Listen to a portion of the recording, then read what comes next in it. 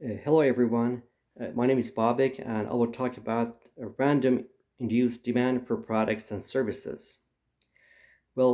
Businesses and people as purchasers of products and services, they're subject to various types of influencing factors. For example, downstream marketing, the advertising. In advertisement, there are a lot of innovations involved, a lot of displays, positive customer interaction, video contents. There is social media tools to promote products and services, and also the the sellers of products and services, they emphasize the spiritual and revenue generating benefits of their products or services. So in downstream marketing, a lot of emphasis is placed on telling the client or customers about the benefit that they would receive, either in terms of spiritually, like for example, happiness, and financially, by if they purchase a product or services. So when customers or clients purchase something, then uh, they could be informed of the positive impact that that product or service could have on their future source of income. How could they could be how could they have more revenues in the future, or even sometimes products or services could make the client or customer happy, and the happiness gives them the motivation to have more potential earnings in the future. So these are the tools that are used in downstream marketing, but we still have a lot of other influencing factors to consider that we're exposed to. For example, in upstream marketing, well, the products and services are modified to meet the customer's demand depending on the trends and the tastes and their taste, and this and that kind of provides a sort of happiness and joy to the clients, because they realize that the people who are offering products and services, they're willing to tailor their product to meet the requirement of customers. Now, again, there's a more influencing factors to consider. The promise or implementation of a sustainable and circular economy. Well, that could cause people to be happy and hopeful for the future, um, because they realize that environmental issues are being handled, and that the sustainable and circular economy uh, would uh, would have a role in increasing energy and material resources, and which would improve the living condition for everyone, will improve the well-being of society, and it will decrease poverty, or eliminate it. Um, and and and this feeling, this influencing factor in of sustainable circular economy, gives hope and encouragement for people to continue. Now, again, there are more influencing factors involved. Influencing factors are used to resolve obstacles in transaction path between a target business and their potential customers. And so, if there are any obstacles that the client might have, maybe the target business could have a role in resolving that obstacle, and so that there will be a transaction between the customer or the client and the target business. Sometimes there are obstacles between the transaction path between customers and their own customers, like between client and their own client. And so, if target businesses, could have a role in resolving the obstacles between the client and their clients, then when that obstacle is resolved, the immediate client would have the financial mean to purchase the product and services of the target business. So again, this is an example of influencing factors that are used, and for this purpose, marketing and technical reports are used, clues, guidelines, and many other methods to resolve obstacle in the transactions path. They're all being used. And now again, there are more influencing factors involved. For example, emotional intelligence agents. Well, emotional intelligence it promotes positive or favorable emotions like relaxation, kindness, and hope, which increases happiness and improves self-confidence in the workplace, in home, and in other social setting, and which will give the motivation to become successful. So basically, in emotional intelligence, they mentioned that if there are negative emotions or unfavorable emotions, you can identify them, and once you identify them, then you can replace them with positive emotions, because a lot of energy is being spent to create that negative emotions. So if we can get rid of those negative emotions at work, at school, at home, and other social setting, then we have all this energy available that we can use it to focus on improving the work performance, and also being in a state of happiness.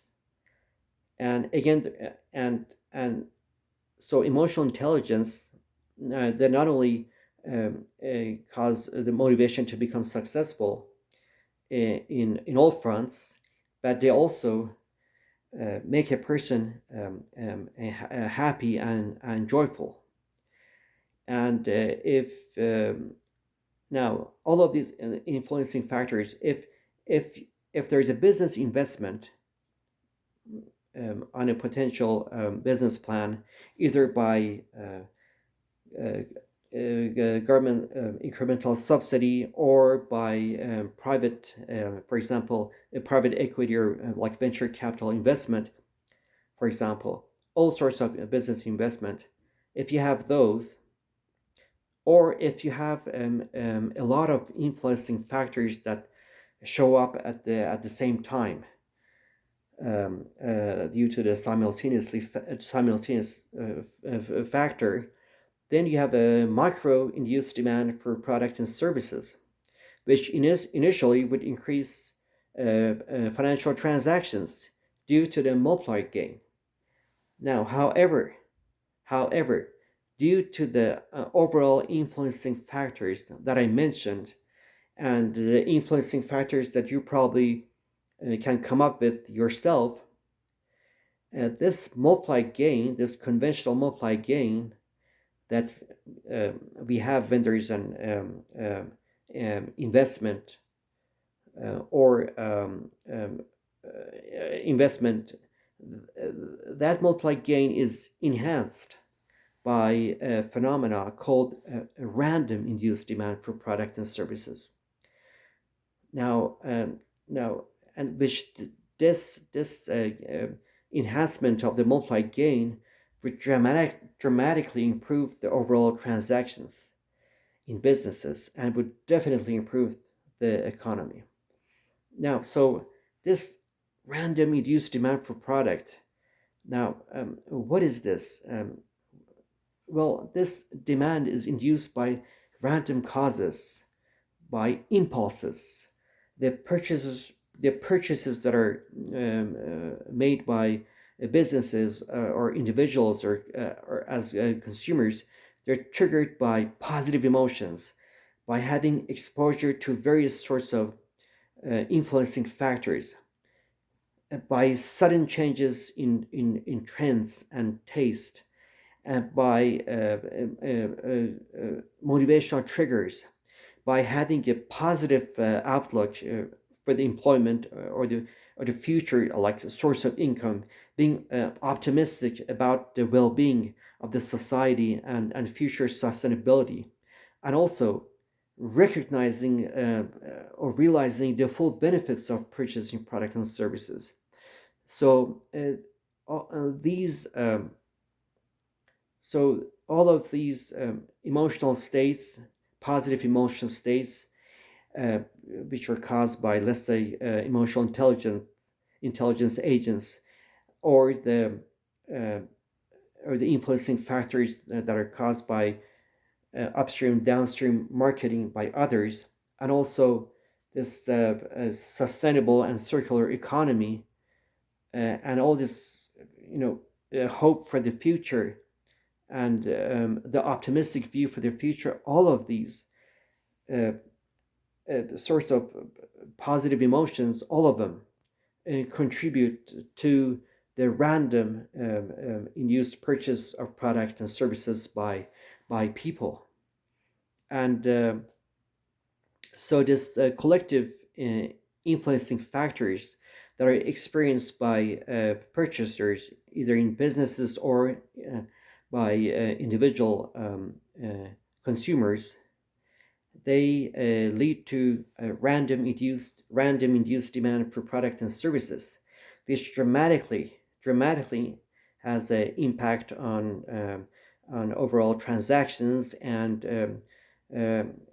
return on investments and the economy. So again, this random induced demand for products and services has a lot of applications in many different fields. But these influencing factors, there's like the upstream marketing, downstream marketing, the emotional intelligence tools, the sustainable circular economy, and many other influencing factors that you probably come up with. It has to be developed by people and businesses. It's like a team effort, and if you have all of these influencing factors, then any sort of investment, a good planned investment that is being done by either through private funding or through incremental subsidies, they would have a dramatic increase in financial transactions. And in fact, any improvement in one business could dramatically improve other businesses due to this enhancement of the multiplied gain by the random induced demand for products and services. And and uh, and again, any sorts of investment or any improvement in any businesses would have a dramatic impact on other businesses, and also government revenues would also increase without increasing the tax, for example, tax rate. You can retain the tax level, but when you have a lot of transactions, then you would have more, let's say, sales tax revenues, um, but with the low amount of tax rate, without no need, without having to increase the amount of tax. So again, government revenues would increase, which means that they can invest more in projects through incremental subsidies, and also any sort of investment, good planned investment, would have a high return on investment because of this, because of the impact of random induced demand um, um, by for products and services. Well, thank you for listening to my presentation, and I hope you enjoyed it.